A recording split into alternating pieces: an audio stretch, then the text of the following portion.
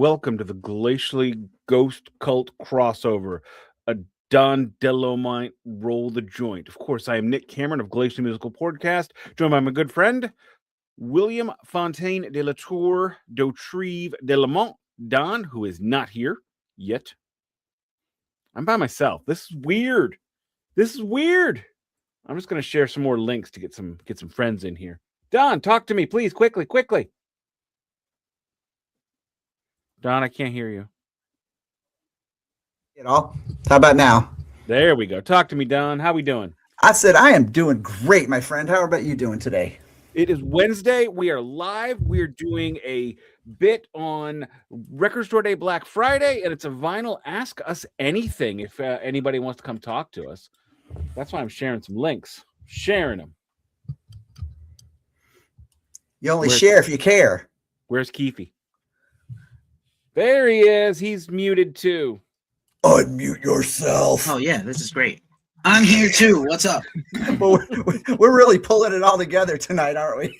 Yeah. Well, it's been a day. We've all had a day. As we all know, here's how we do this. This is our chasers. They're now live. Hopefully you are listening, talking, doing the business. We still do the show the same way. Greeting, beer check, vinyl check, which we're skipping this week because vinyl check is Record Store Day Black Friday. And then news and meat of the episode, which is Record Store Day Black Friday. Can I have the camera, please, sir? That you can. Boom. Because it is the Christmas season, I am now drinking out of my Christmas Story pint glasses. Because it is winter, basically. I am drinking an Earmuffs Winter IPA by Four Hands Brewing. Finger fudge pour. What you got, Don? I am drinking the very last of my Atomic Torpedo IPA. Don, hold on one second. We missed Nick's check because we were gone for a second. Go ahead. All right. Redo. Recheck, Nick. He's muted. This is awesome. This is so fucking Spinal Tap. This is so bad. Because it's the Christmas season, I'm drinking out of my Christmas Story pint glass. One of them. Because it is winter, I am drinking an Earmuffs IPA. And you took the camera away. Just Earmuffs IPA. You're good. You popped already. We missed the pop. I popped. I did everything went haywire. Just give me 1 second to get it all back. You'll see in a second. Pete Tong. That's fine. Don, what's your check? Go ahead. My check is the last of my Torpedo IPAs. So I'm going to have to be looking for those Hopsecutioners next. So see, we got the pop. There we go. That finally sounded like a real grown-up boy. Right, didn't it? And then we got the finger fudge pour. Did not sound like a wet fart for the first time. Yeah, we don't care about the pour. It's fine. And I have a Liquid Death. Bury It Alive. I'm gonna murder my thirst and take my first dose ever of Ritalin, which I've had not able to get for a week and a half, even though I got prescribed it already. Wow, we're all on drugs. I'm on drugs. Congratulations. I dig music. I am a golden god. Drugs. Cheers, everybody. One more second. Oh, goddamn, that's good. We're so off the rail. Boom. How about that? Amtrak. Because here is my vinyl check. It's right here. I'm putting it back down. I'll bring it out later when it's time. There we go. Oh, so, news of the week. Hey, Keith. Personal news. We purchased tickets to Guns N' Roses. Did the thing I swore I'd never do. I bought up high tickets, but they were only $65 all in. So whatever. That's all. Like how up high is up high? We were in the 400 level at Busch Stadium, not the Dome. Oh, okay. So your legs will thank you. Yeah. And they got. Does that mean you can get like hot dogs at the game, like a game hot dog and a beer? Oh, yeah. That's cool. And you should pregame before you go to the stadium though, because clearly the beer's going to be like $20 a beer. At the stadium, you can bring in your own dogs, and there's like people that sell dogs outside the stadium. You can bring in your own hot dogs. You can bring in anything you want if it's food, dude. Fucking A, dude. I thought drugs and guns. Yeah. St. Louis, pew pew pew. Hey, in the 314. The very brave people that won't leave their houses without their guns have to leave them in the car, which is why 1,000 guns get stolen out of downtown cars every year in St. Louis. Fun story. So I had a checkup the other day, and there was a shooting at the hospital that's my clinic has every last Friday. So I show up to my appointment at 6 p.m. on Monday, and there's a candlelight vigil with like 1,000 doctors and nurses outside the hospital, and cops everywhere, and security is heightened, and like a terrible thing happened. St. Louis not looking so bad all of a sudden. I'm telling you, San Francisco is going to be like East St. Louis soon. Oh God! Don't say things you cannot take back, and do not drive it there in a Honda Civic. Okay, you stick out. Oh, and why a Honda Civic? Like, because that's what we had. Do not drive a Honda Civic while listening to NPR through downtown East St. Louis. It gets weird, and you look out of place. All right, Don, what you got for news? That Kiss is dead to me. That's one. Two is that Triumph announced their first fucking tour in 30 years. Can drop a bomb like Kiss is dead to me without telling the story. I know what he's talking about, but I do too. I was told about. All right, so Kiss went and accepted the congressional honor of being past your prime playing music, and from the Kennedy Center honor from Donald Trump. And can we real quick congratulate President Taco on his participation award from FIFA? Did you see somebody? There was a meme. I think it was the Hard Times. They ran a headline that said Governor Newsom receives the Coles Freedom Award or something. It was incredible. But yeah, so I mean, I feel like this could be a whole episode in itself. But in a nutshell, the remaining members of Kiss, being Gene, Paul, and Pete, they went to the. Don't Kennedy fool Center. yourself. Ace would have been there. Oh, 100% he would have been there. But the thing is that I expect that of Gene. And for someone like Paul, who for so many years kind of talked like he was the understanding, left-leaning guy that he is, like to go and like proudly pose behind a chair with Donald Trump. The non-binary. This is not the story. This is the non-story. This is not the story. Oh, we're talking about Kiss news. All right, I will give the Kiss news. The other Kiss. You know what, Don? I'm just gonna let me jump in here and say, okay, I fucking hate Trump, and I am not, and I hate most Democrats. Actually, they're all bitches.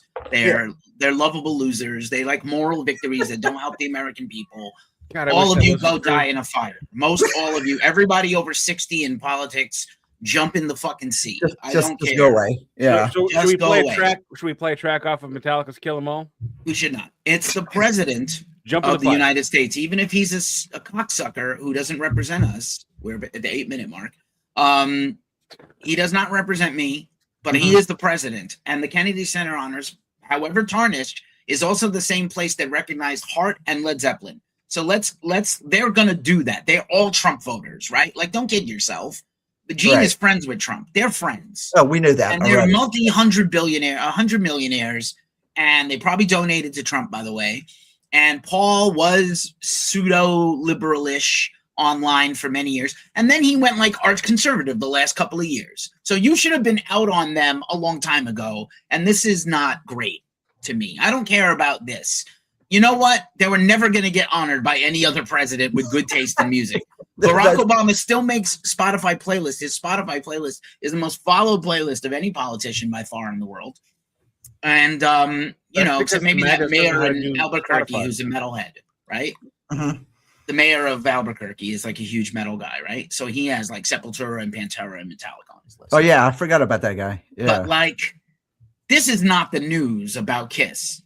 Nick, I'm sorry to cut you off at the legs, Don, but on this, I like, this is not, if you were not out on Kiss before now, whatever, bro. No, I'm going to move to Canada if Trump is elected again. No one did. No. I know one person that left America. One person, my high school crush, picked up her whole family and moved to Italy. Awesome. Lawyer wife will not move to Canada, so I cannot move to Canada. I already want. I know you wish you could. I know you wish you could. It has nothing to do with any politicians. I just want to be like Canada.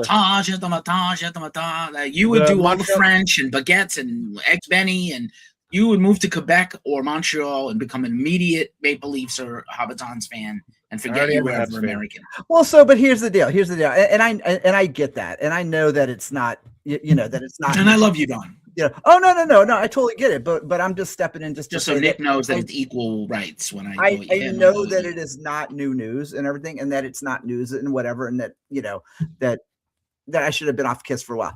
I have been off of Gene. I've been off of all of them for a while. Paul, I was barely hanging by a thread with, you know, and I think because of that, that is what was like that straw that broke the camel's back. You know, neurodivergent Don and like the guy who, you know, who still wants to see good in just about any idiot who treated him like shit in his life. Like, I want to look at that and go, okay, so maybe they'll accept the award, and maybe they'll just be like, they'll do it, and they won't participate in all the big fanfare. But of course, looking back on it, it's fucking Kiss. Why would I not think that Kiss would go in and be like, oh my God, there's cameras and fanfare, we want no part of it? Yeah, no, so this is one of those, like, you know, fool me once, shame on, you know, you fool me twice, shame on me.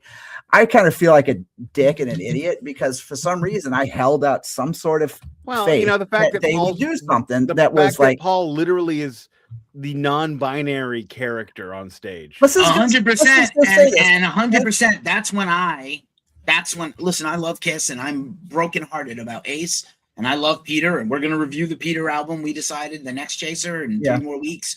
But I'm going to keep it real, 100. Paul being like, you know, supporting Dee Snider and Alice Cooper, the 3 Fagulas, you know what I'm saying? Like the 3 effeminate, you know, trans masculine dudes, their whole career, making a whole 50-year rock and roll career off of being feminine. I went out on Paul at that moment. Like, that was my moment to be like, you know what? I love the music. I love the thing of Kiss. I don't love any of that shit. That shit's offensive to me and offensive to Kiss fans. So let me ask you this too, because again, this could be a whole nother topic, I'm sure. But so, you know, I get asked this a lot. If I have a chance, I'd like to pile on Alice Cooper hate real quick too. Well, okay. Yeah, so we're not done with Kiss, but go ahead. Let Don finish. But my thing is that like, you know, this is an argument that I have with a lot of people. It's like, how can you give up on a band or quit liking a band, but based on their political affiliations or their beliefs or whatever? And I was like, you know what? The same way that I could probably give up on having a family member or a friend that supports some level of all this bullshit hate, this whole regime of bullshit, right? So, when Lizzie and I were talking about this early in the week, over the weekend, one of the things I said was like, I kind of missed the days when we didn't have to know. Like when there was a day where you didn't know, ignorance is bliss, right? Like if we didn't know that so-and-so was a supporter of white supremacy or that was anti-gay or whatever. If we didn't know that, we got to solely base what we liked off of this artist from their artistic merit and their put out. But now that's gone. Because everything is the internet has made everything so transparent. And so now we're learning things. We get to see things of artists that we were shocked to hear that they would, worship a guy like Trump. Yeah, and then on the flip side, we get to find out that there are 2 kinds of people in this world, rich and poor. Right. Yeah. And everything else is just there to distract us. Every other division is just a distraction. But like, if you would have told me back in like 1984 that Blackie Lawless would be flying a fucking flag for a president, it's completely ridiculous. Shut up. It's completely ridiculous that so many of these people have gone on to support the people that literally tried to cancel them because now these people have money. Blackie Lawless has always been a racist tool, by the way. Well, he's always been, They tried to shut me down, and I'm for free speech. Also, I love Trump, who's against free speech. Nice.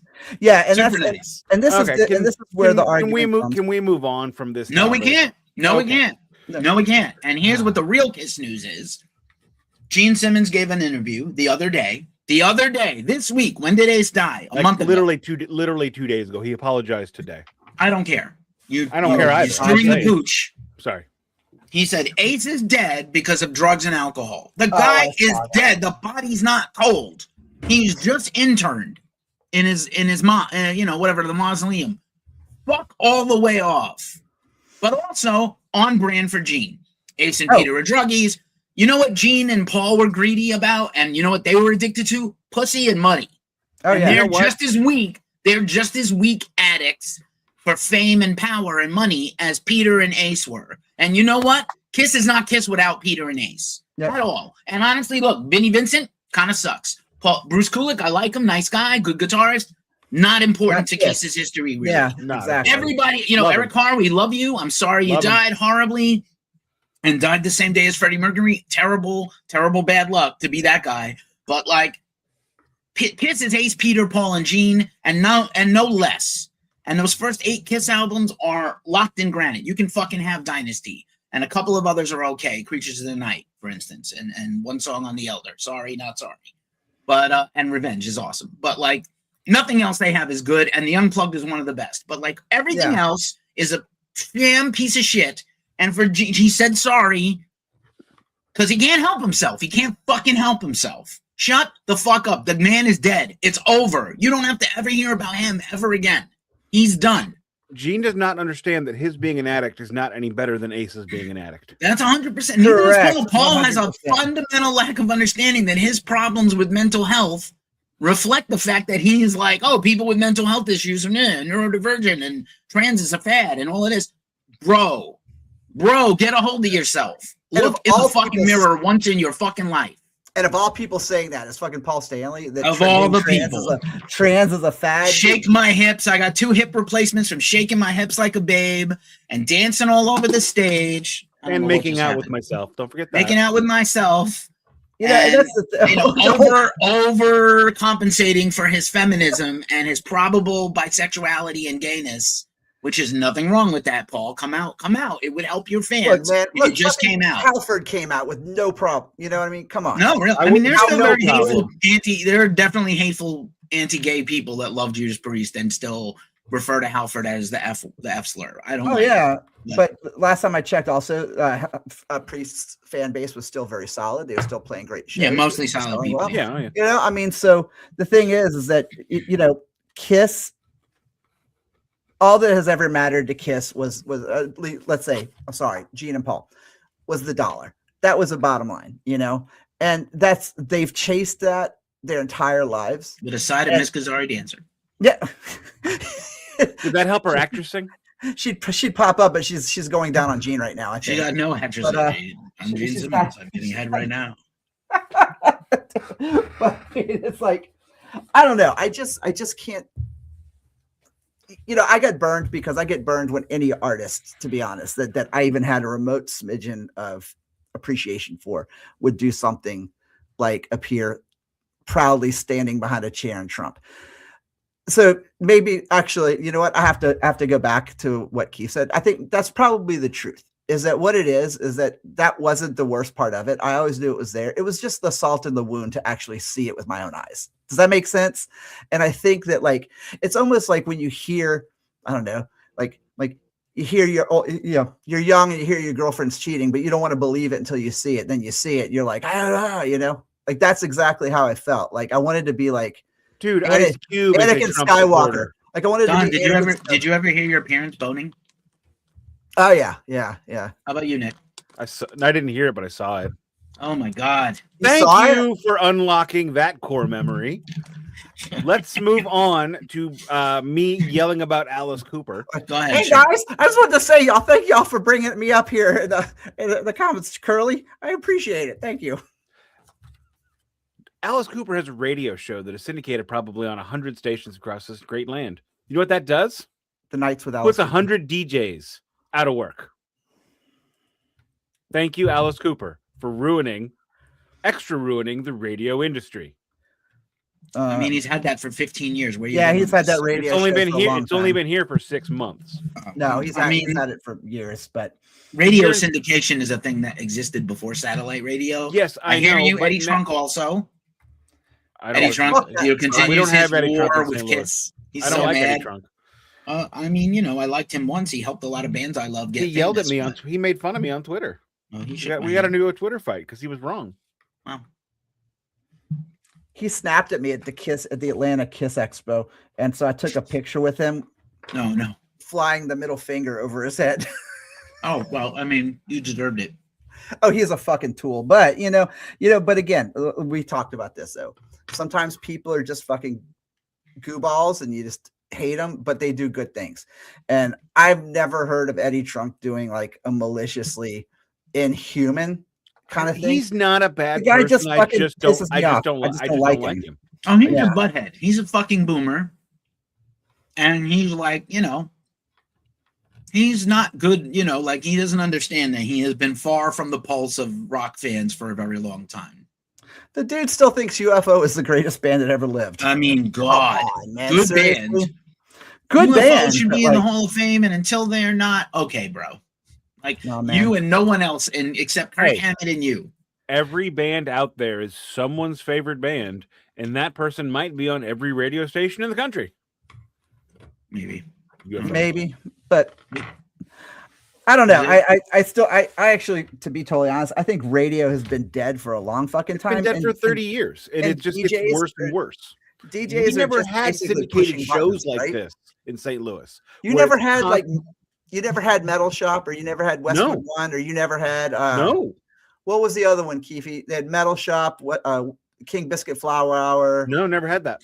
What was there was another one that The was Blue kinda Jean big. Network by Levi's, sponsored by Yes. Levi's. That's what I grew up No. listening to. Yeah, We did have Rockline. We had Rockline. Rockline. That was the one I was trying to. Bob Coburn. but yeah. it wasn't And then like Eddie this had is the now. Concrete Corner. Eddie Now- had the metal show. every Sunday night. KC95 has multiple syndicated shows playing just some dude on the radio. There are Professor of Rock is on KC95 now, and I don't know who that is. I don't know who that is. He's a YouTuber. Is that Dr. John?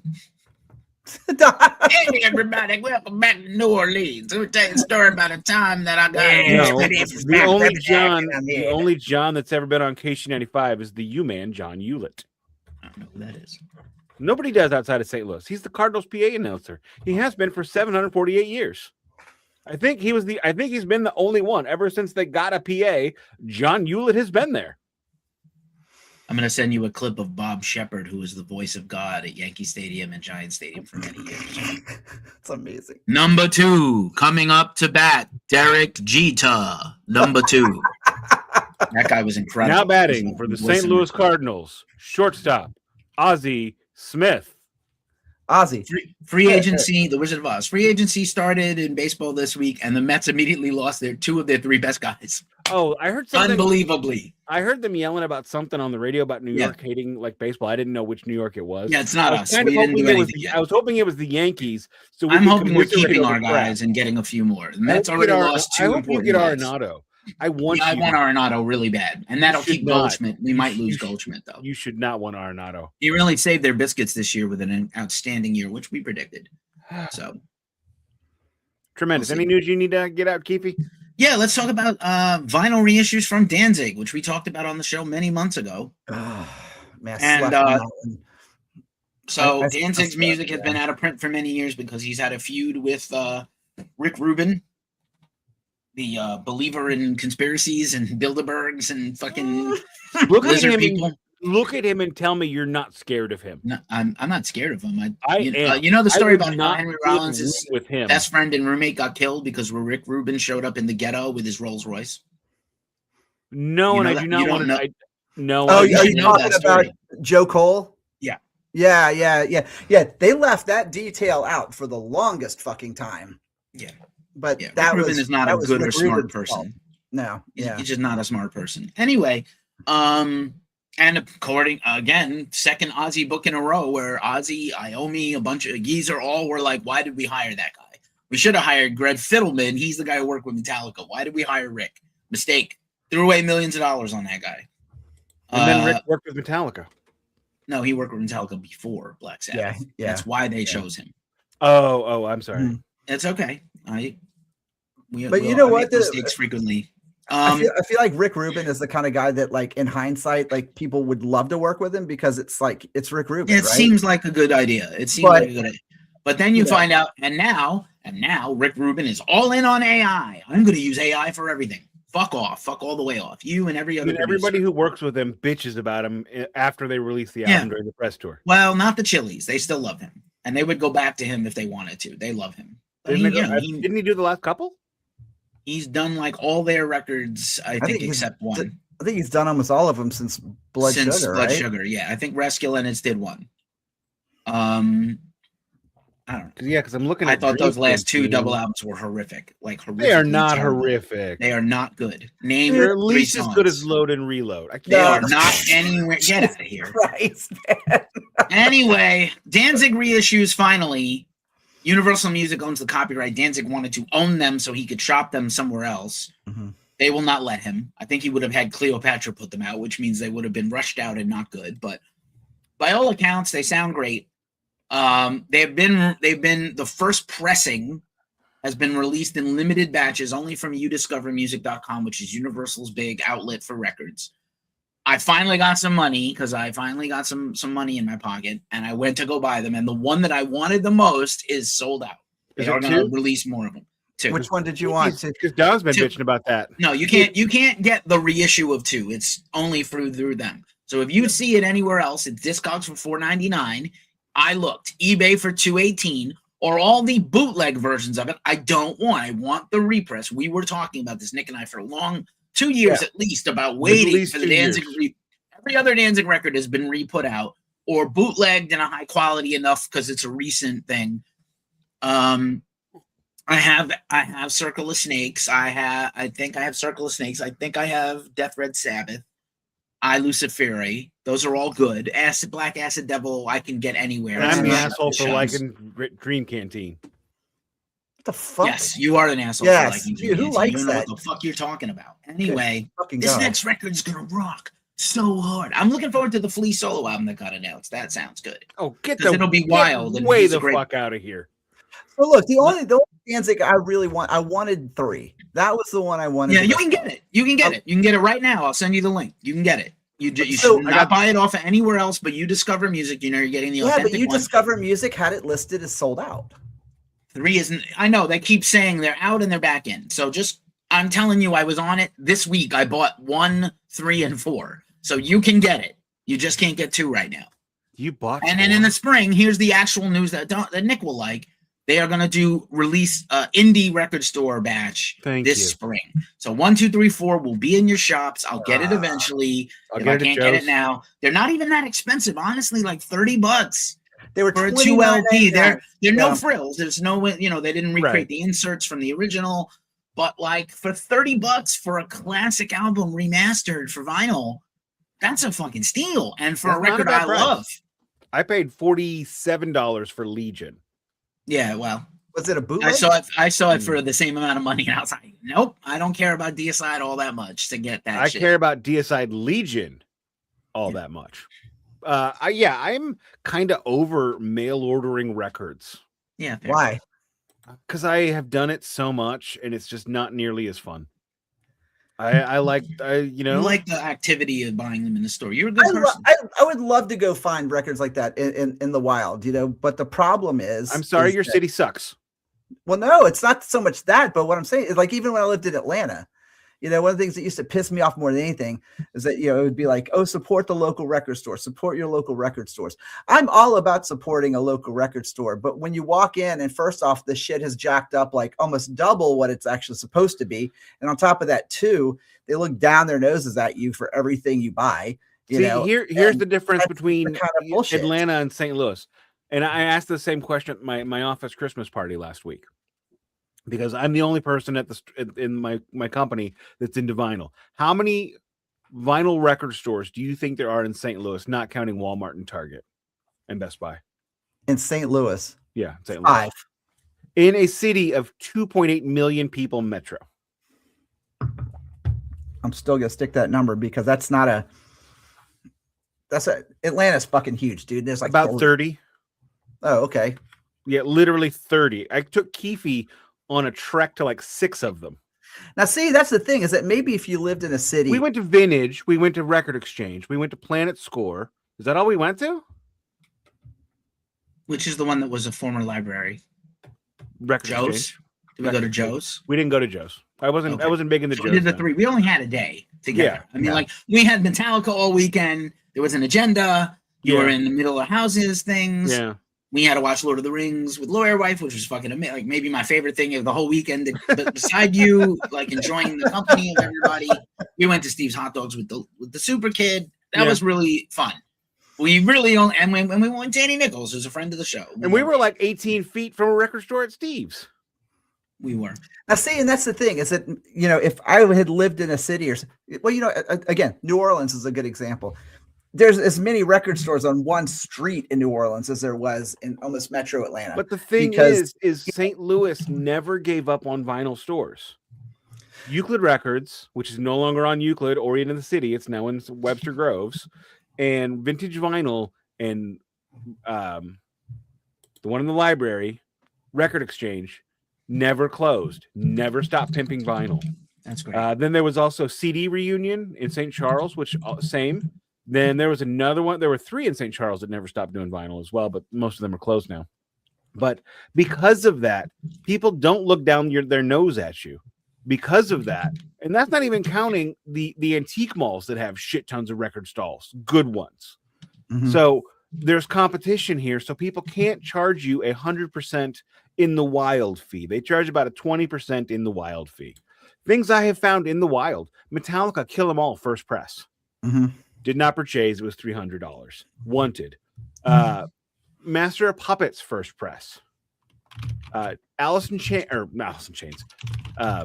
Jane's Addiction, Nothing's Shocking, first pressing. Did buy that. Metallica, Beyond Magnetic, bought that. This is the kind of shit we find in the wild here. And you know what? I like that better than Amazon. Now, see, I do too. But again, I like that better than Discogs, even though I use Discogs from time to time.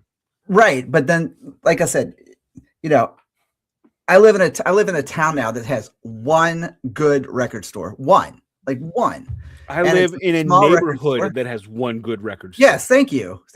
But the one good record store that I go to, great company. I mean, not company, great store. Totally just like, you know, everything, you know, pro LGBTQ, everything. They have a great selection of used stuff.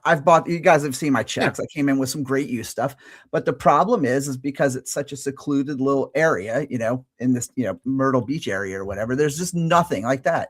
I get that. I have a record store in the farmer's market. Well, then buy at the fucking farmer's market then. But what I'm saying, what I'm trying to get at is that like some of us don't have that. I'm not looking down on anybody. Oh, no. I know you're not. I am in a situation where I have the mall I go to has 3 record stores in it. They're just literally everywhere. They're falling out of the fucking trees like the gringos in the Three Amigos. Did I share with you the thing that I saw where there is a plethora of record stores? Dinging is going off, Don. I suspect it's you. I made a great El Guapo reference and it was completely missed. Whatever your notifications are, ixnay on the. Yeah. Okay. No, I got it. Seriously though, there was a study done in Australia that listening to music lowers your chances of getting dementia by 40%. So I can see that. That's amazing because that's like one of my 2 fears is dementia or deafness. But I do feel like my listening to Roger Waters records increases my risk of dementia. No, I don't think it's dementia. I think it's more like schizophrenia. Same diff. I don't know, but like things you don't want to catch. Speaking of local record stores, let's segue into the meat, gentlemen. No shirt check? Oh, shirt check. I wore a special shirt just for you. Let me take off my track jacket. Oh my God. Oh, sexy. What? Cue up the stripper. Friend of the show, Clouds Taste Satanic. Oh, good shirt. Don, what are you wearing? I love the tie-dye atrociousness. Did somebody say take your shirt off? Oh, Jesus. I do that in my actor thing. It's Miss Gazzari Dancer. I'm sorry. Shirt's optional, Miss Gazzari Dancer. Shirt's optional. I've got a great. Don't threaten me with a good time. I've got a great mashup shirt that a friend, or not really a friend, but an acquaintance made these for a tour many, many years ago. So it's a friend of the devil, and it's got the Baphomet head. Was that an acquaintance of yours who was an acquaintance of the devil, or was somebody a friend involved? Somebody was a friend, I think. I'm still trying to figure it out. It might have been some dude that just kind of gave me his shirt, and I just don't remember. Somehow I ended up with this shirt. Before I do my shirt check, after our comment about the shitty Beatles last week, Don actually found the shitty Beatles shirt we could get. Why would you want that? I would absolutely want that. Come on, dude. Wayne's World reference. My shirt is also a mashup shirt. Not a good one. You recognize the visual? Well, this is Smash Mouth. Somebody once told me. Ogre display of Smash Mouth. Rest in power to Steve. What's his face? Guy Fieri's brother. Meth Syndicate once again coming through. This was a present to me. This is my holiday present to me.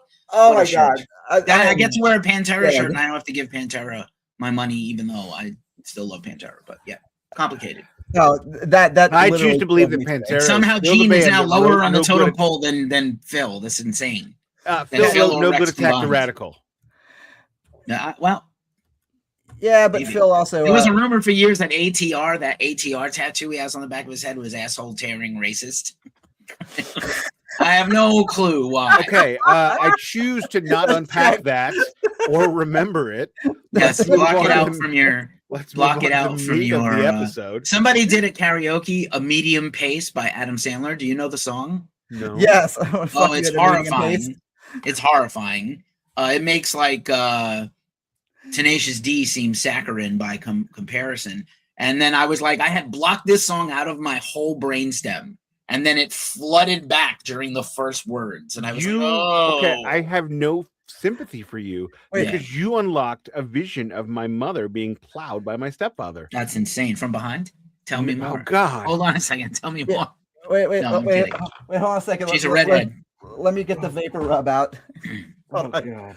Vapor rub. Oh, my God. Chill, bro. I need the lotion. Somebody put the lotion on the skin. In the basket. Sex has got to quickly become unsexy in my brain. Did you just the tell Diddy me to documentary is horrifying, bro. Did you just tell me to chill? Because with this stuff, I will. Icy Hot. Icy Hot would be more fun than Vapor Rub. You got that? You got that shit that doesn't smell so bad? Nah, it's on back order.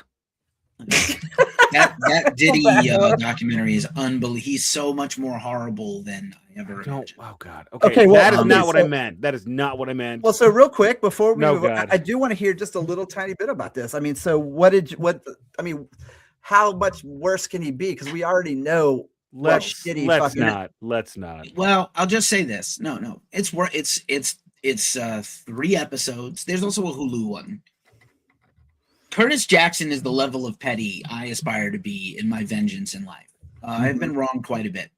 And it's not. It's way worse than anything you think you know about him. He is a horrendous person. He's always been a trash individual. He doesn't understand accountability or consequences because he has $1 billion. So he just thinks he's impervious and shit should just roll over for him. Kind of like our president. Yeah. And it's a lot of similarities between him and he's like a super narcissist. He's horribly childish. He himself is very petty and vengeful in a way that doesn't make sense because he has everything he could ever want.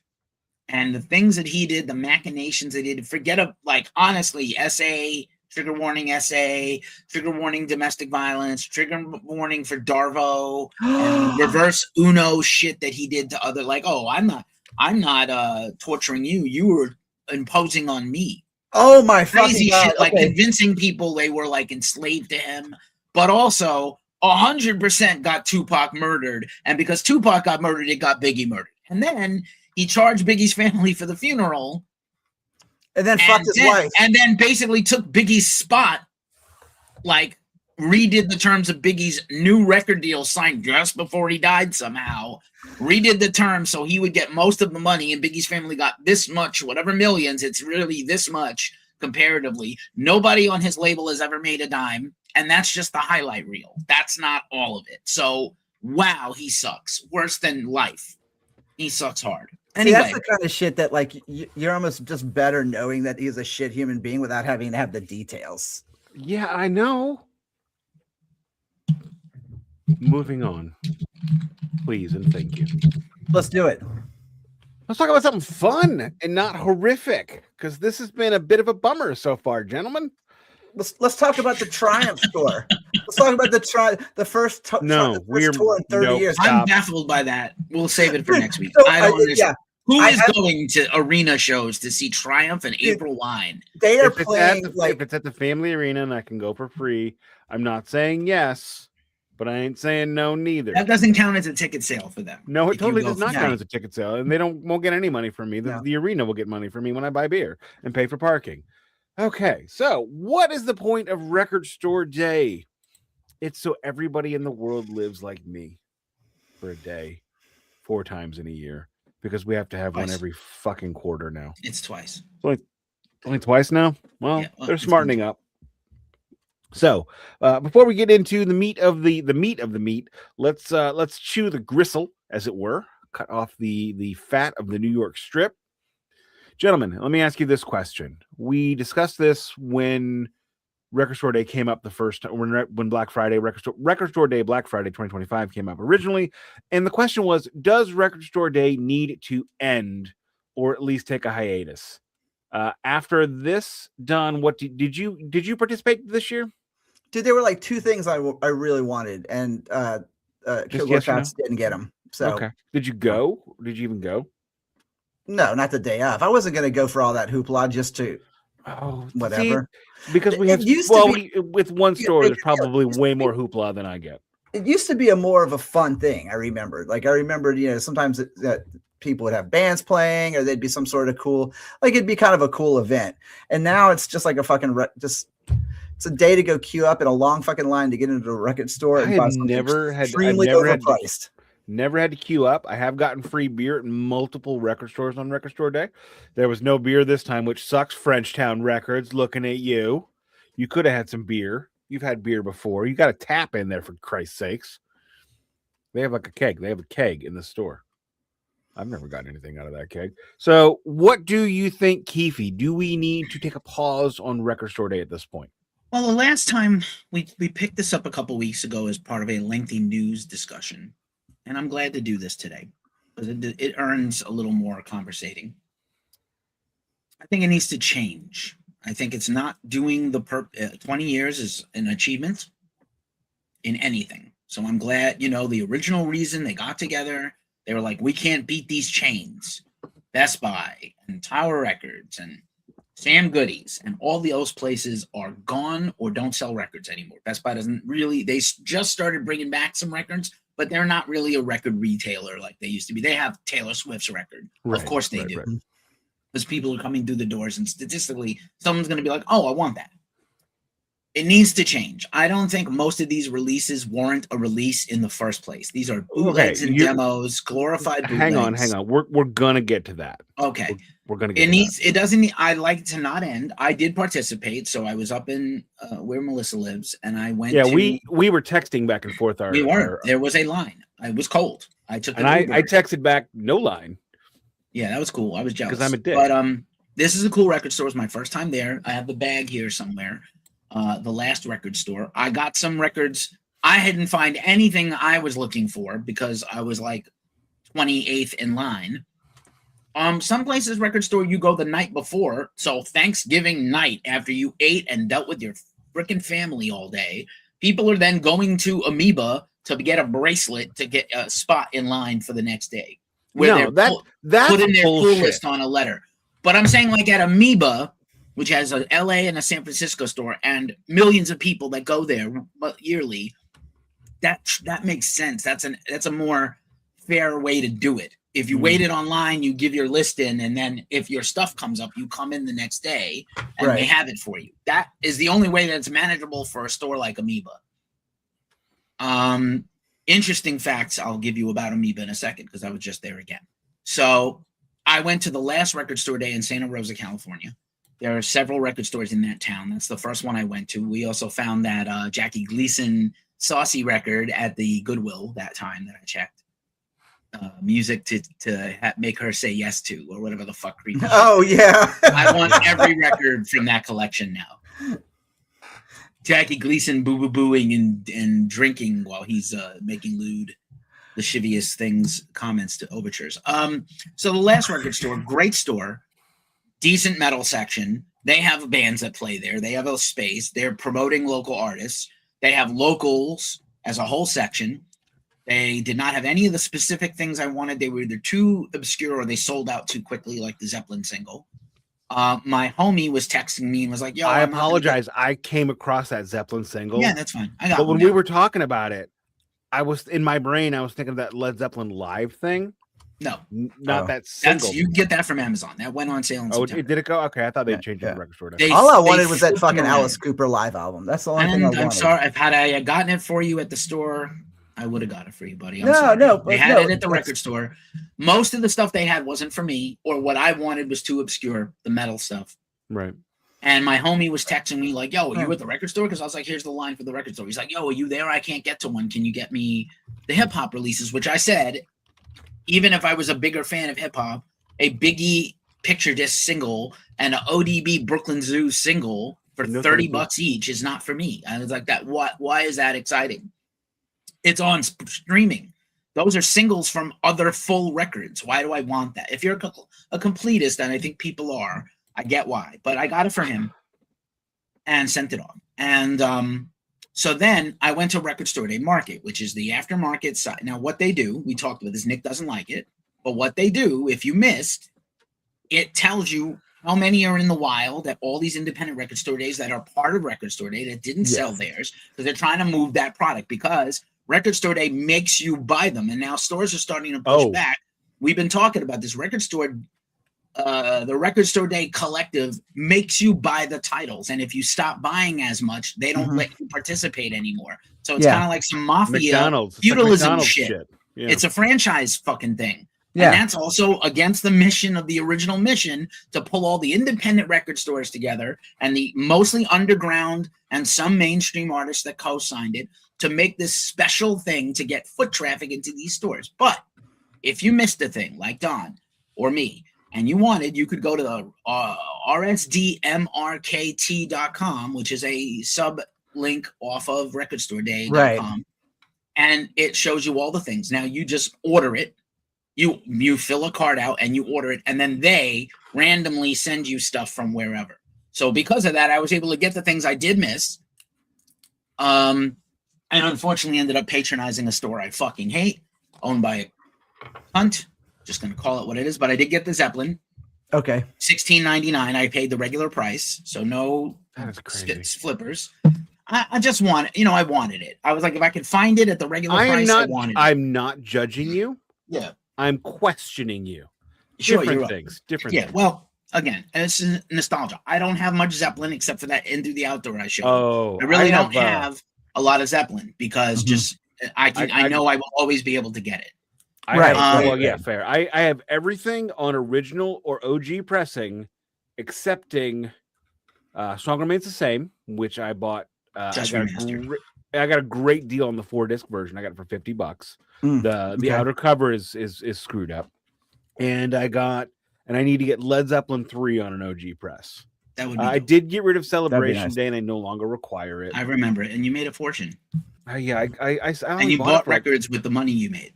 Yeah, that's what you do, man. Actually, no, that's when we were needing money. So, no, I wish I could have bought records with it. Unfortunately. Okay, so real quick, I did pull up on You Discover Music. They do have the Danzig 3 and Danzig 1. Why is shipping $11? Because they're Universal Music. Because it costs $6 to ship a record now. I will tell you that records that I have been getting shipped to me have come exquisitely protected and wrapped, unlike my experience with fucking Senjutsu. What happened with that one? We're not already. There's a whole episode. I'll send it to you. Whole episode. Oh my god, I need to hear this. It's so fucking ruined. Yeah, we reviewed Senjutsu. Yeah, which was great. I'm very fond of it. I think I like Book of Souls a slight bit more. But really? Senjutsu is excellent. I thought it was a better record. Senjutsu is a grower for sure. It's a grower. It's not a show. Yeah. But so Record Store Day Market. I don't know if Nick is going to check records now. I'm not sure, but that's next. So I got a few from that, including the Zeppelin, and then I went to Amoeba because I needed to get a holiday gift for somebody on the podcast, and they still had some additional records from Record Store Day because they're Amoeba and they overbought, and they were also, if you have, they have minimums, so they also sort of want you to buy a certain amount. So Amoeba is probably expected to fucking stock everything, but they know they're going to sell it eventually. Right, so I also got one that I'll check in a minute. I have obviously not opened it, but I'm not mad at it. I'm not mad. I do think, like, I did end up getting some stuff. I did end up spending money and getting stuff, whether it was during the traditional Record Store Day method or not. I am the outlier.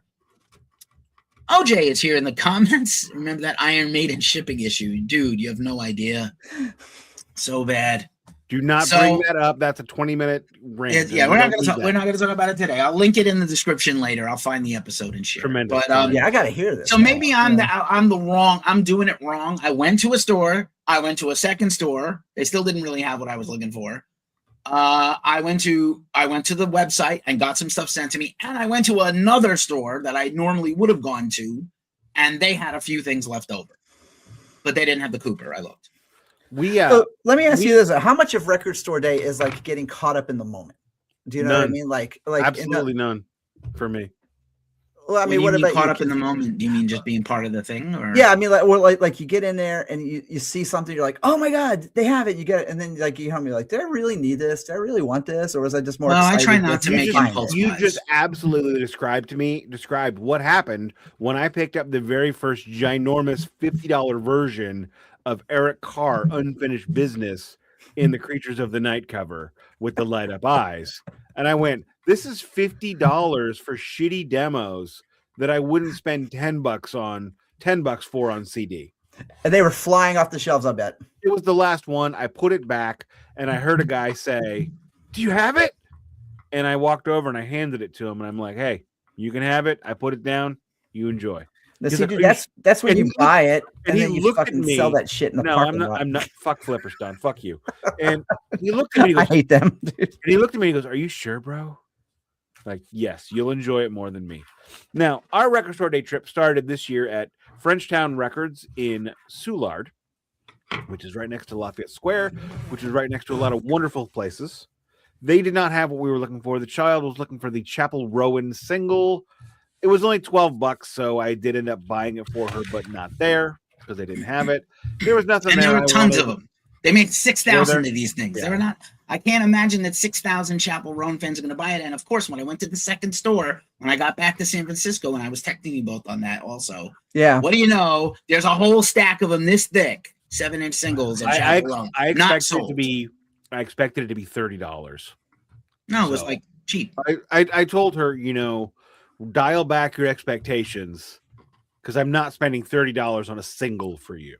It was a 7-inch or just it was a 7-inch. A 7-inch, a single and a remix. And I looked at her and it's a new song. It's not like a hit. Right. It's going to be on the next record. You're just going to buy it on the next record. But yeah, Dad, that's 6 months. I'm like, 6 months is nothing, bro. It's anyway. But so we found it we left Frenchtown, didn't find anything. And so we were going to go to Joe's last because Joe's is the best Record Store Day record store, in my opinion. Just best record store in general if you're looking for new stuff. Not great for you. But so we get to what I did find at Frenchtown, and I'm going to discuss this in the next, which will be the last talking point we have for this episode, which will be, what did you think of this year's quality? So think about that. Think about one album you did not buy, why you didn't buy it. Mine's going to be The Doors. You guys can't have it. I did come across a copy of The Doors live in Amsterdam or whatever the hell it was. Talk about that in a minute. Was that the one you and I were talking about? Yes. Okay, yeah. Okay. That's mine. Yeah. I'm claiming it. You can't have it. You got to talk about something else. I won't claim it. Go ahead, Don. Nick has been patiently waiting. Go ahead, Nick. Take the floor. So we went to Planet Score Records. So our plan was Frenchtown, Planet Score, Joe's. And so we're at Planet Score, and I came across the Dee-Lite Greatest Hits. Now, I wanted a copy of World Click on original pressing, as everybody knows, because everybody knows that listens to this show or hosts this show knows that I'm a honk for the original press. Mm-hmm. But the original pressings from the late 80s and early 90s get more and more expensive as time goes on, and I haven't gotten it. What this did have is a lot of songs that I had never heard because I know precisely 2 Dee-Lite tunes. That's one more than I know. Obviously, Groove is in the Heart, featuring Bootsy and Q-Tip. And another song from that record, World Click, which is not on this album. But I'm going to give some serious praise to this because, one, this came with mylar sleeves. Oh, see, that's what I love is when they actually put that. Correct. The paper mylar combo. And then check out that splatter. What would you call that? Oh, that's beautiful. Hold on the light. I can't. I'm gonna go with orange and raspberry sherbet. Really? Okay. Colon blow. I was gonna call it early morning regret splatter. Sorry, Don. That's just what came to mind. We're gonna call it goatsy. Yikes. Hang on. That's dope though. That is a really good looking album. You think that one's good looking? Well, we got more. Ooh, baby. Yeah. This is disco dust hand truck fuel splatter. Is that what it's called, or that's what you called it? That's Nick's name for it. Schneef. Stripper salt. This is stripper salt splatter. Stripper salt. This is like stripper heels, actually. It's kind of like very interesting. Stripper heels, yeah. Stripper heels, red. Like the ones the ones that light up in the heel. You know, they have the clear heels that light up. It's Superfly. It's Superfly heels. It's a Superfly heel. You know I'm sorry, Fly Guy. Fly Guy from I'm Gonna Get You Sucker, who was played by Huggy Bear, where he's got heels that have goldfish in them. Anyway, so where I'm like holding this in my hand, trying to decide if I was gonna get it, not gonna get it, gonna get it, not gonna get it. And the kid says to me, Dad, if the Chapel Rowan album was only $12, would you buy it for $12? And I said, wow. Yes, LGZ.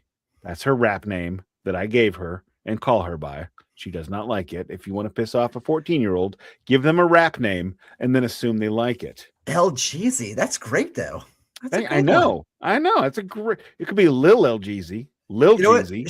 She'll grow to appreciate that name. She will not. No, you're right. Anyway, sometimes like, yes, I'll buy that, and you can get the other one too. She got a previous Record Store Day release by Charlie XCX.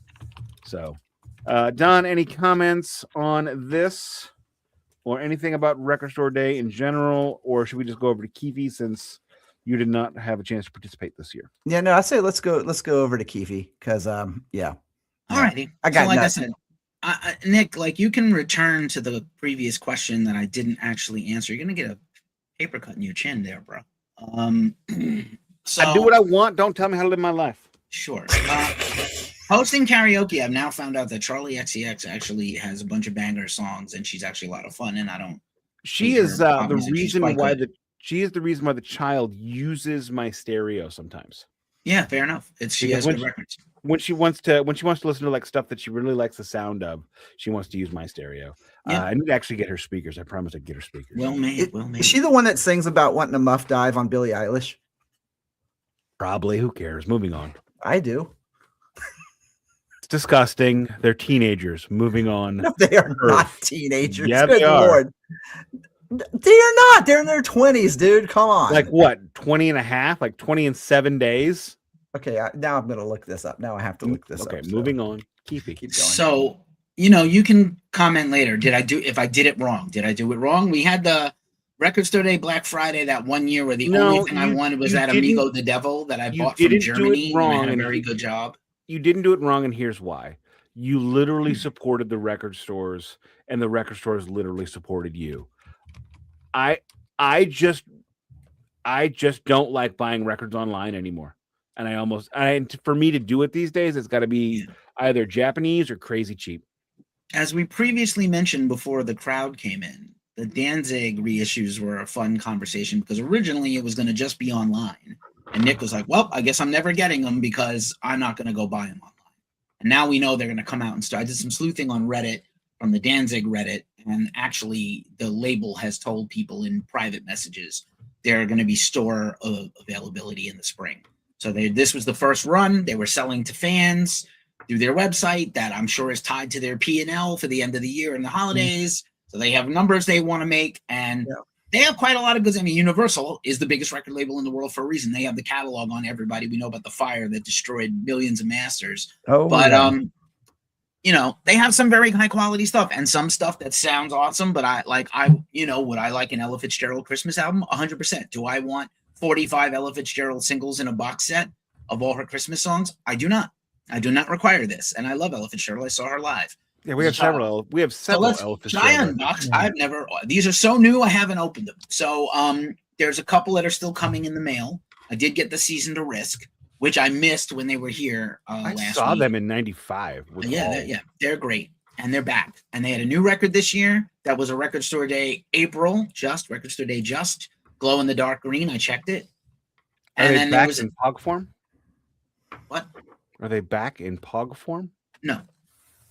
And then they had the Record Store Day Black Friday re-release of their 1995 record for the 30th anniversary. So that was really cool. And there's a Ghost Cult interview with Season to Risk, Steve of Season to Risk. So I'm going to just open this thing. Again, this was a novelty buy. I normally wouldn't buy this. For the longest time, I didn't buy any 7 inches or 10 inches or 45s. Although that was my whole childhood, was like the Beth 45. Got the official lenticular Led Zeppelin it's an official Led Zeppelin thing. This is a recreation of the Trampled Underfoot single, which I do not require, but now I have for $17 with the original Swan Song Angel logo. People who've seen my Facebook page know that my homepage on Facebook has the Led Zeppelin, make yourself a Led Zeppelin thing. No sleeve. So I'll have to get one, an inner and an outer. And here is the 45, as my brother had it back in the 70s. Pretty cool. Oh, it's got even got the original. That's awesome. It's a reproduction of the thing, and it's pretty cheap. Like, I don't know what Led Zeppelin anything you can get that $17. So is that nice to have? It's a nice. I got Physical Graffiti for 15. That's fucking cool. So here's St. Louis, bro. So here's the other thing I was looking for and could not find until I went to Amoeba, and they just happened to have a bunch. And that we were talking about this Slow Burn, Amusing the Amazing. This was one of my picks on my live stream my pull list for Record Store Day. This was one of the ones I was like, if I find this, I want it. $27. It's been out of print on vinyl for 30-something years. This is the band that John Garcia had immediately after Caius. Oh, that's right. That is literally the kind of thing. That's what it should be. Record Store Day. That should be. Yeah. Thank you. Yeah. And the other problem is there's a lot of stuff that has been not mastered for vinyl. And that's a big complaint that I have is a lot of people are buying vinyl. I'm not saying do the homework, but they're not aware that this was burned off a digital, either a DAT or literally a CD, which is be the worst quality, worse than a fucking, I don't know what cassette. Like, it's I don't know what worse. I mean, it's like worse than a bootleg, like, to be honest. It would be worse than a high quality bootleg. Most high quality bootlegs are the CDs mastered for vinyl. So here's the front cover. Yeah, but at least they're mastered for vinyl, though. Like, you can't. The other ones are like, it's like they're duping right off of a. And remixed and remastered is not always possible. We talked about the Slayer remaster that's coming that I have no interest in. If I get an OG press of Hello 8s at some point, cool. But I don't need that record to feel good about my Slayer collection. Hi, $400. Goodbye, $400. Yeah, I don't want a deluxe box set of an album that has not been remixed or remastered. What is the source tape? Ask yourself, fans, when you go to buy records, what is the source of this thing? And who worked on it if it was remastered? And that's one of the things. Right? That's one of the things I talk about when people ask about vinyl. I have leveled up to the point where I care about what pressing I'm buying. Yes, let's just take a look at this. Here's the front cover again, beautifully produced. Mm-hmm. Look at these young 90s fellows with their soul patches. God, they look like STP. Is that STP? It looks like STP. It's not. It looks kind of like. It actually kind of looks like Alice in Chains. Mm-hmm. But here's John Garcia here, looking like Chris Cornell. Mm-hmm. Young, little brother Chris Cornell. Oh, in a mylar. I don't like these thicky mylars, but okay. No download code, but that's acceptable.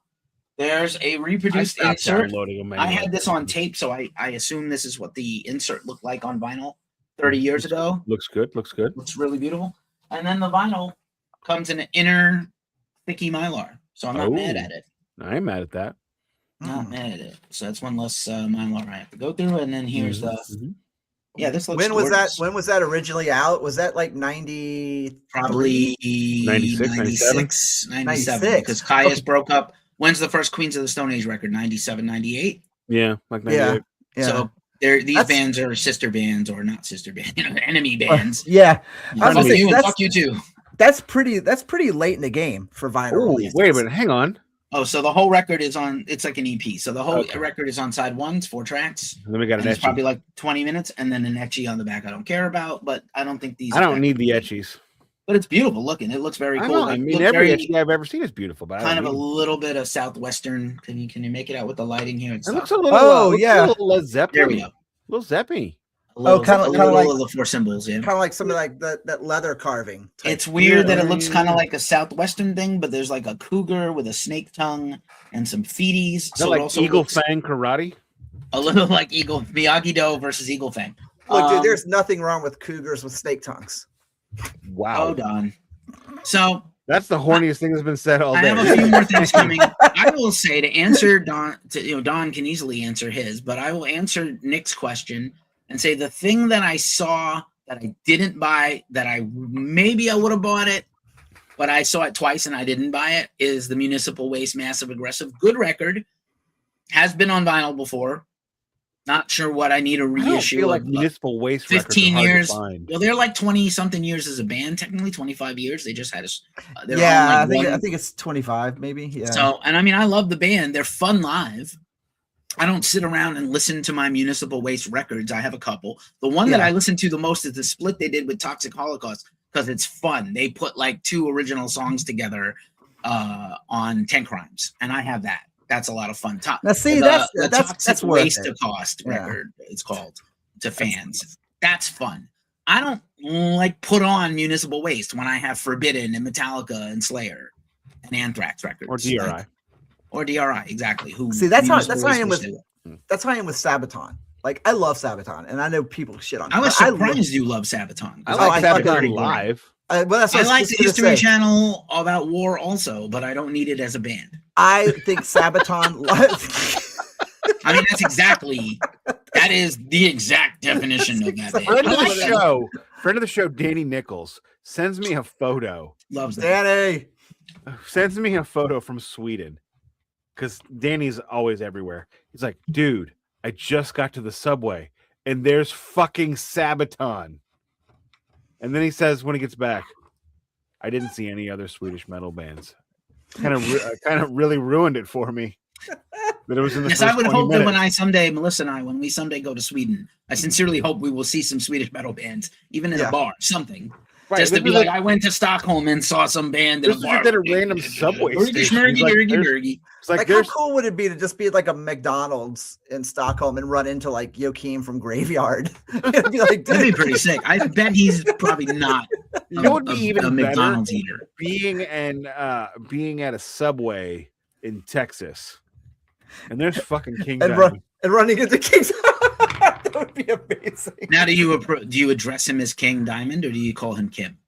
No, you call him my liege. Or do you call him Mr. Diamond? No, Mr. Diamond, sir. Mr. Diamond, sir. You Mr. kneel. Bendix. You kneel and hold up your hand and you say, "My liege," because he is the king. He goes, would you Would you please sing me an entire record about a Christmas puppet show?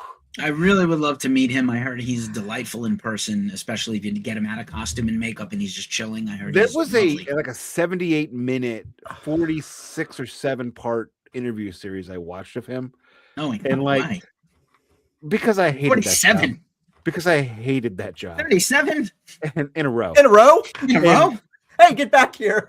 At least I wasn't 36. What I love about him is that he has 2 voices. Like when Don and I were testing levels, I gave him all 3 of my voices because this is my normal voice. Then I have my radio voice. Then I have my NPR voice. And I have my sales voice. That last one sounded like your 976 voice. Oh no. You want my 976 voice? No. Oh, make it stop. Cut out my eyeballs. God damn it, Nick. How many times am I supposed to fucking tell you to quit licking your goddamn microphone? I mean, they're fun live, OJ. What was I talking about? I don't even remember. Wish I knew. And your other voice is the oh. King Diamond voice, No, which you're now going to do. No, I don't have a King Diamond voice. You don't have a Queen Diamond voice? You motherfucker. King Diamond has his on-stage voice. He's the Alexima Mercy. I'm thank you, Metallica. But when he's off stage, he talks like this. Yeah, he's like regular. Look, even with the makeup on, he's like, "Hey, how you doing?" Yeah, the closest I came to meeting him was being backstage with Matt Thompson, and with what's his face, Andy LaRocque. Friend of the show, Anna Crucis, is on tour with my old with King Diamond and Merciful Fate. In apparently, King Diamond was so short, and there were no like stall doors. The guitar player for Anna Crucis walks by, and he sees King Diamond's feet swinging off the cornet. And he goes, "What's up, mate?" Coming next year, the King Diamond story starring Wee Man. I'm so thankful that my friend Nate gave me that story. Peter Dinklage. Let us now move on into this year's Record Store Day and the quality. Yeah. Well, I was going to say the municipal waste was mine. I think Don would say King Cooper, right? If you were going to get one, I can still get one on. I'll check the site for you right now. I was just looking. There's like a few stores that have it for sure. Yeah, and literally they'll pick a random one. You'll support that store with your purchase, and they'll send it right to you. And mine came packaged. Okay, that is pretty cool. Yeah, I'll probably do that. So this year, so the kid and I. We're pulling up to Frenchtown Records, and you guys are going to fucking love this because LGZ is just the greatest kid. And, she's growing up vinyl, and whenever I mention that she's into vinyl too, with Lawyer Wife around, she goes, "Wonder where she got that from?" I don't know, man. Maybe her ears. Definitely not me trying to have daddy-daughter time so I could not buy records with my credit card every Saturday. With the kid. This weekend it's magazine time. I've got like a 2-hour block in the calendar that just says magazine time for me and LJ. The wife's not allowed. We're also going to get presents for her. Anyway, that's why it's magazine time. But you don't don't have to whisper. But I yell. That's true. She heard you last week. Yeah. And she is in the next room. So shut up. So I'm parking the Leaf because I am environmentally conscious and I drive an electric car, and I look down on people that drive hybrids because they're not, they're not committing, and people with 2 families. Anyway, and I said, okay, there's another Doors live record this year. She goes, "Oh my God, another one? They put one out every year." And I'm like, I know. Doesn't it seem like they should be done? Principle. I'm like, doesn't it seem like they should be done by now? She's like, yeah. Why aren't they? Well, because they had to record 878 shows to make Absolutely Live. As near as I can tell, it took, and they had to record an entire tour nightly to put together 10 songs. It didn't sound like, as we did on the review, they barely got it down. They barely got what you could consider a record. That was a hard push. Seriously, it took a lot. It took a lot of shows. It took like 30 shows apparently. So here, this year they released Live in Copenhagen. Okay, just so everybody knows, it's Copenhagen. Fuck you is what it is. Fuck you and the dog you wrote in on. Where's fuck your dog? Fuck your band. Where's the dog? Why am I not seeing dogs? He's chilling with Liz because he hates me. No, it's fine. He hates me. He does actually. He said rough, no dick. Rough. That checks out. Fuck him. So the Doors live in Detroit, which we did an episode on last December when I got for my birthday, which was a Record Store Day 2024 release, which was an excellent live record, like the greatest Doors live release of all time. I might sell the other 2 I have because I don't need them anymore. And it has so many of the same songs we've heard. That was $75 for 4 discs. Now, granted, it didn't need 4 discs. They could have got it on 3, but $75 this year. Live in Copenhagen, Copenhagen was $65. Okay, wow. Let me go ahead and read you the track list, shall we? And it's 2 discs. You let me know what song on this album is not on any other release that you've ever heard, okay? That you just need to fucking have. Let me know when just shout it out when you hear it, okay? Applause. Nope. When the music's over. Still no. Backdoor Man. Huh. Moving on. 5-1. No. Okay. Break on Through. No.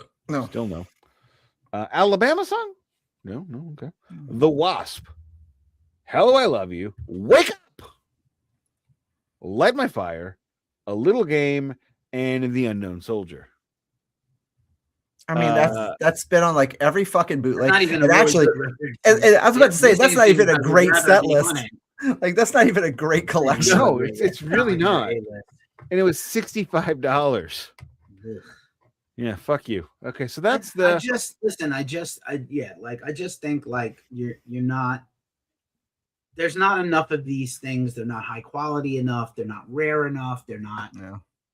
Why do I want yes, there's a participation trophy element to this thing. Everyone can do it, and it's part of the culture. And we do want to keep. But it's also like going out drinking on St. Patrick's Day. It's going on it's going out to amateur dinner hour, basically. Yeah, it's civilian day. Yeah, New Year's Eve at Times Square. Why? Yeah, totally. Yeah. Why would you do this? The parade. I did the Macy's Day Parade twice. I froze my nuts off. I had to pee. There was no way to pee. Fuck that. Why would I do it again? Now you understand why I won't go to a festival. But yet we say these things yearly. And what do we do every year? We bitch for 12 weeks leading up to these things. That's the beauty of our show. We still have to go participate. Yeah. Well, that's where we go. It's like I was telling you, like is Cooper. Well, so you know what the funny thing is, like I'm looking at it right now and I'm like, yeah, I can get it, you know. But I'm looking at it now and I'm like, it's $35. And like I love Alice. I love it. But there's nothing rare about this show. But what it is it's on vinyl. The original, it's on vinyl. It's that first tour of the OG Alice Cooper band doing Welcome to My Nightmare Live. That's worth having. That's one of the better things this whole day. Wait, no, that's not the OG Alice Cooper band. It's the it's not the Alice Cooper. It's not. It's Alice it's with like the Steve Hunter his first solo band. Yeah, that tour for that album in LA. We, and you said like, can I hear it somewhere first? Is it like because maybe it's one of his bad nights? But right. And I don't know, but like again, to me, that's something that's actually worth it because, like I said, like not really rare, right? But do I really need it? But am I ever gonna get it on vinyl? No, because I had bootlegs of it. So you just absolutely described this record store day to me. Do I need this? Because there's a premium, there's a premium to record store day. Mm-hmm. And now, in fairness, I did get the Dee-Lite for like $35. I don't think that's out of bounds. No, I think that's actually quite good, especially if you like it. Yeah, I do. I do like it. But I mean, Keefy, what did you see this year that you went, yeah, but no, too expensive?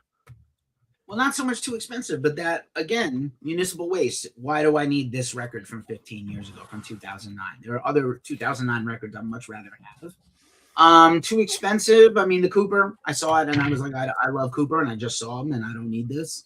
Mm-hmm. I don't need Cooper live, honestly. Yeah, I really don't have a desire to get a whole bunch of Cooper records in my collection. I do love him. I have like 15. I just kind of came across them organically. Yeah, they came to you. What it was. I'd be more excited if they did like the $1 Billion Babies tour, with the original Alice Cooper. Well, that's the problem is they probably will. Yeah. Everything that was ever recorded or put down is not necessarily need to be a record. And as I mentioned, overwhelmingly, any hip hop purchases I have ever made for a record store day or record store day Black Friday, once I got them, I was impulsive. I bought them. I was like, oh, I love Nas. I love Illmatic. He's so good. He's like one of the best MCs of all time, bar none. And I got the Illmatic outtakes, and it sucks. Yeah, I literally saw. Why did I buy it? It's $40. At Frenchtown Records, they had Easy Does It. And I almost walked over and grabbed it because, I mean, as awful and offensive as that record is, it's a good record. It's still brilliant. It's a good album. Yeah. And I wouldn't play it around Liz. West Coast Rap Series in 2026, not completely. Right away, but then I remembered how awful the Straight Outta Compton soundtrack was.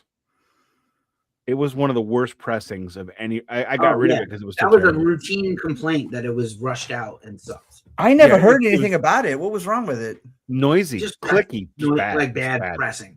Bad. Just not mastered correctly or just Great rushed. track list, like an amazing. So they didn't remaster any of the list. tracks for vinyl from the original masters that Dre still had. Oh, there you go. Bands and artists. They just did like a drop and dropped burn it out. kind of thing. I will tell you, I saw Kill Bill 1 and 2 last night, as Nick and Don both know. The Whole Bloody Affair, Kill Bill. And again, just what a fucking banger that whole soundtrack is. And yes, it's a lot of his interpolation and tribute and honorifics and homage, but like the original score by the RZA is sick. And I want that. I got the child a Kill Bill movie poster. Oh, Okay. She doesn't listen. Nick's like at gunpoint, whispering into it's like his ransom note. Whisper into the recorder. blink twice if you need help. Blink twice. Francis Dollarhide is. I'm being treated very well, Father. They are not going to kill me if you just bring the $5,000. Look, Lizzie and I came up with this code thing about how, like, if something like if you ever kidnapped, like you have to have like a certain code name or a word to say so that the other person will know that you're being kidnapped. And I was just like, do you really expect me to remember that? I'm gonna be like, oh my God, Lizzie, they got me. Please come help me. Mine is toss the salad. Oh God. Oh, that's incredible. Ours is just to call each other by our full names. You're giving your captured ideas. I wouldn't be using that. Okay. You know what? If we can't get this money, at least we'll get them to toss our salads. No, it's you. Look, you do this, we go to county. You know what they make you do in county? I was a guard. So, last question. We all agree that what Record Store Day, where they're going, is wrong because they're scraping the bottom of the barrel. You know, as I discussed moments ago, there's a Doors live record yearly. My 14-year-old child knows that there's a Doors record every year. Mm-hmm. And it's the same fucking songs. I'm never buying another one. So what is obviously what I would like is the rare records to be repressed. So that actually equalizes the market from flippers. Right. So, but the problem is, of course, they're not going to press enough. Then we get issues. Metallica was supposed to do, you know, that story. They were supposed to do No Life Till Leather. Yeah. Which is not going to be good because I have it. Because I have no interest in that. No. Record Store Day, they released the cassette that 1 year. They did release the cassette, and it sounds like ass. Yeah, it sounds like ass. It's the cassette. Yeah. And Mustaine, they were like, yeah, we need you to sign off on this. He's like, well, what's my share of the royalties? He's like, no share. We just want you to sign off on it. He was like, yeah, no. And that cost us the Dave and Hetfield album. So what would your dream Record Store Day release be? Mine? Motley Crue self-titled. Because it's never been repressed.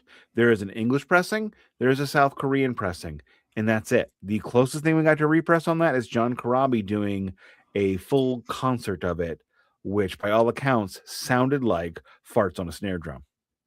That was a horrible mix, by the way, wasn't that? That literally sounded like a soundboard mix.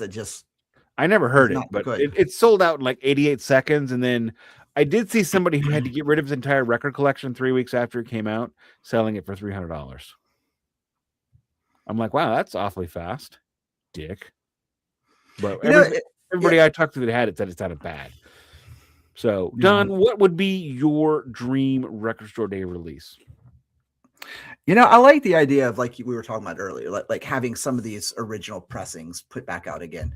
But I'd also like to hear some of the stuff that never made it to vinyl, especially stuff in the 90s, exactly. Some of the more obscure bands.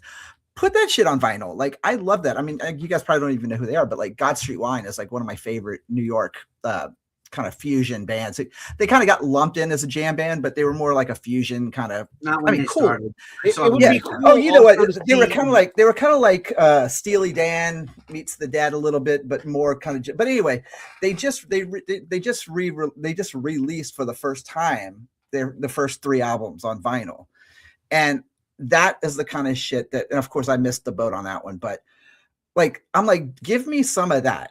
That's the kind of stuff I would go wait out in the cold for. You know, like I don't want to wait out in the cold for demos. So like, put out stuff like that, put out the Too Fast for Love, like put out the leather version with the same track list, even though we know it's not going to sound great. But like, again, to me, that would be something that I would be like, okay, I would stand in line for that. That would be great. So give us more of that kind of stuff. I don't need the demos. I don't like, this isn't LimeWire. Like, I don't need to fucking have all the demos and the bootlegs. I can go get them right now, you know, but you know, give us stuff that we could have, you know, that like I said, there's so many great stuff that came out, especially from like, yeah, I mean, even in like 90, you know, from like 90, I'd say from 90 on, like there were albums that came out that were printed in such small numbers. Right. It would be cool to see a regionalized version of Record Store Day. There was a ska band in St. Louis called MU330, and it seems like every one of their vinyl records, they had the greatest song ever called Who's Your Love? Southside City, Who's Your Love? Who's Your Love? Oh, Who's Your Love? Oh, Who's Your that's clever. Who is your love? No, Hoosier. Who's your love? Yeah, that's what we were saying, Nick. Get it? Not who is your. We said Hoosier. We got it. Hoosier in St. Louis is the worst insult you can be called. Yes. Right. Yeah, we get it. Not who is. No, you don't. Nelly. We get it. What? $1. Did you just insult friend of the show, Nelly? Friend Nelly. He's never going to come back on the show. I'll insult Nelly and his Band-Aid, and he could be Paul Stanley. Anyway. So hot in her. Anyway, drinking beer is my claim to fame. Getting laid at Dairy Queen. Who's your love? Who's your love? It's a great Shout out to LimeWire, where you looked up Pearl Jam and you got STP Core. So yeah, that's kind of we got that. Record Store Day needs to grow. It needs to change. It needs to be something different. And we're scraping the bottom of the barrel. We're getting stuff that nobody wants to listen to. And I think that's the big thing. Record Store Day needs to become something that all of the releases are not an oddity, but a gift. Mm-hmm. And there's plenty of that available. There's plenty of that on major labels. And with that... Was I asked the question? I wasn't allowed to answer. Would you like to answer the question, Keefy? Yeah, I was waiting for Keefy to answer about what could you want to see. My Holy Grail record does not exist, but if it ever exists, I will pay any amount of money on it, Record Store Day or not. I need the Seven Dust debut album, remixed and remastered for vinyl, put out authentically by the band. I will not get a bootleg. They do not own the masters. They cannot put it out on vinyl. They begged and offered millions of dollars, and whoever Universal, who owns the masters for TBT, so Pretty Hate Machine, Ministry, a lot of bands Nick doesn't like, all the industrial metal bands from Chicago, Universal will not negotiate and give up rights. So maybe they'll put it out, which, hey, it will pay that band money, which it will make them more money on vinyl, you know, for whatever. I even have I bought Seven Dust greatest hits on vinyl for $15 because I was like, I want to have it. But Seven Dust debut self-titled album, 1997, flawless 90s metal, not that new metal like people have lumped them into new metal. They are really a straight up metal band with a little bit of rapping. And Lejon LJ does not actually rap. He sings, incredible singer. I love that record to pieces. They reminded me of a much better and melodic Stuck Mojo. They were from the same town. Yeah, I remember. Actually, my Atlanta bros. My shitty heavy metal band opened for Crawlspace a few times. Oh, Crawlspace, the OG Seven Dust, basically. Yeah. Which had the song My Ruin on the Mortal Kombat soundtrack. Yes. Which also is not on vinyl other than bootlegs. So that's the second one. So I need Seven Dust self-titled debut. I need Mortal Kombat remastered, remix for vinyl for 2026 or something. That I would pay a lot of money for. A lot. I will not get a bootleg. Anybody looking to buy me a gift, please don't gift it to me as a bootleg. I have enough Seven Dust stuff. But that's what I want. I can't get it. They don't own it. I don't know if they'll ever have enough money to convince Universal. If Universal wants to just put it out, they could, and then you're in their hands. You're not in charge of it. They do whatever they want. Maybe they just put it out from the original DAT copies from 96, 97. Maybe you get it. Maybe you don't. It would just be nice to see a Gen X 1993 to 8 Record Store Day. Because that's what I was probably geared toward us in the first place. I just don't. I look at these artists and I just don't see. You love Digital Underground. I saw Sex Packets recently for that blue vinyl you have. I saw it. I didn't get it in a while. No, I have an OG Swedish press. Yeah, if it's still there, I will get it next time. But I have Sex Packets. I know that. So they put out the Body Hat Syndrome. Yeah, I have that. Did you get the Record Store Day Black Friday one? The 2 LP? Yeah, it's 2 LP. I got it for a BOGO. And when I was in Minnesota, it was It came out in 23. Yeah, I got it last year. Or I got it this year in Minnesota. They But had you it picked left it up over. like at a store that had it for Record Store Day. They had to buy the stock. I'm saying, like, is that a release? Is there a bunch of Digital Underground fans out there that need that record? No, the record we need is Sex saying? Packets, and that's where it stops. Yeah. And that's the problem with Record Store Day. And We're Nothing scraping the had barrel. a Record Store Day single. Erica Badu, decent record. Now, I will tell you here, one last thing I will say is that one thing that I do like about the Record Store Day releases, and I haven't bought them, but I would like them. The Curtis Mayfield was like $40 for the repress of Curtis, the album, which I love. And everyone should have that album, but I didn't jump on that either. That would be one that maybe I would boomerang back around and look for later. I do think the live jazz records, there's too many live Doors records and Ramones records and just whatever records. Pearl Jam, every fucking other Record Store Day has one. I think the jazz stuff, especially live, that's a genre where live albums, you could literally get 10 Bill Evans live albums and he would never play the same thing. No. Do you remember that? You remember that whole series that was it was like was it Thelonious Monk and Col? It was Monk and Coltrane. Do you remember that?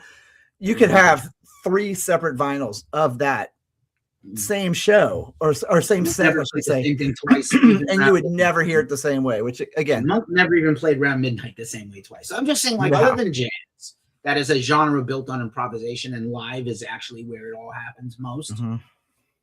These things are not.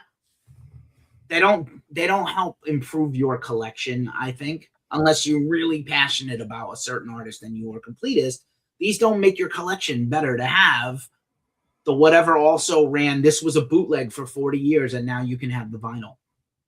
Sadly true. You know? So you're gonna get the bootleg quality on a record. Do you want to see it, Nick and Don? Let me ask you: do you want to see it go away for a few years and then come back? I want to see it take 2 years off and then and reform where we get albums that are hard to find. Where can we find a vinyl club to join so the 3 of us can get a vinyl like every 3 months and have a chaser? No. See, I think that would be fun. I would like that, but I'll missed out on Metallica. I think they'll bring it back eventually. Someday. I think when Metallica comes back, I'll do that. But I think that until they change, like you guys, until they change it and make it something that's actually going to be worthwhile, as opposed to like make my collection complete, and like even just talking about it right now, I would have jumped on this Cooper the minute I saw it. Like I've completely talked myself out of it now since we've been doing this. And I'll tell you why, because for $40, like, do I really want a live show like that I've had on bootleg for a long time as a young person? But would I rather take that $40 than what I have purchased? I don't know, said like Danzig 3. Do you know what I mean? Like something that I never had on vinyl, something that is like that I know is going to improve my collection that I'm going to listen to on a regular basis. I love Alice, but I have like 2 Alice live vinyls that I never listen to. That's the thing. And not because they're bad, but because, I listened to them once and I'm like, okay. And let's just toss. So that's a great point, Don. Let's just toss aside for 1 second everybody that buys records to just have them, and they're buying all the Tay-Tays and the Adeles and the whatevers and the Charlies, and they don't really play them. They just have them to have them. Mm-hmm. I'm talking about the audience of the 50% or 51% of vinyl buyers that do listen to their records. I don't want to buy something I'm never going to listen to again. Am I going to listen to that Trample Underfoot more than once or twice? No, but it was like a nostalgic. They got me on the nostalgia hook. They hooked me. But normally I don't buy those things. And I got the slow burn that I will play. I love stoner doom. This is my genre I love beside thrash. And that's a record I've wanted for the longest time to have, that EP. And now I have it on vinyl. That's so cool. But I think, put out things people are really going to play. I don't think they're asking that question. I don't think the labels are asking that question. I don't think the artists are asking that question. And I would love to know the percentage, and it may not be knowable, not a word. It may not be possible to know how many of these artists are really involved with these releases, or is just whoever owns the masters just mercenarily putting them out. I would say few to none, to be honest, you know, because these things are so far out of the grasp of the artists at this point that these are like completely publishing deals. Do you know what I mean? Like they're probably, I mean, obviously they're going to get some level of a payout for it, but they're not going to get a say so as for like, you know, oh, you know, like we're going to put out this album as a 10-inch single. The band won't even know about it until they see it online, you know, but I don't know. I feel like that's just such a common thing, but I can't reiterate enough exactly what Nick was saying. Like, make it worth my while, you know, like just, I don't know. It's time to stop scraping the barrel and start doing albums, re-releasing albums that are hard to find. That's where record store needs to go. And with that being said, shall I take us home? Take us home. Take us home, Keefy. You have been listening to another Glacially Cult Don Talking the Thing collaboration. It's a Glacially Cult. It's a Glacially musical podcast. A Don joint. A ghost Don joint. Oh, somebody say Don joint. I like that. Yeah, exactly. Don has joints. Somewhere. Thanks you guys. I'm the co-host Keefy of GhostCultMan.com. You can follow my new channel at Ghost Cult Keefy, likely to become the Ghost Cult second channel in 2026. Nick, of course, you know where to follow him at Glacially Musical. Don, of course, at Talking the Talk at Don, Southeast of Heaven. Don't know if Don is promoting his third secret thing yet, but Don has a new album out. You should definitely go check it out if you like the dark folk and Americana, Dancing on My Father's Grave, and other stories on Dark Waters Music. I am Keefy. This has been the Glacially Cult crossover again. We'll be back next week with some more Queensryche, much to Nick's chagrin. One of my favorite records of all time. Miss Gazzari Dancer is going down on Jeff Walker. I'm working on my actor thing. Working on his zucchini. And the Glacially Musical Podcast and the Glacially Cult crossover cast do not play in Peoria, but if you're in Peoria, go support your local record stores. I know the Chicago area has many great record stores. Bloomington has really shitty record stores. Does it? Oh. Yeah. But I still bought some. Don't go to Fantasyland in Atlanta. Thanks for watching. Peace. See you, kids. That was beautiful. Beautiful, guys.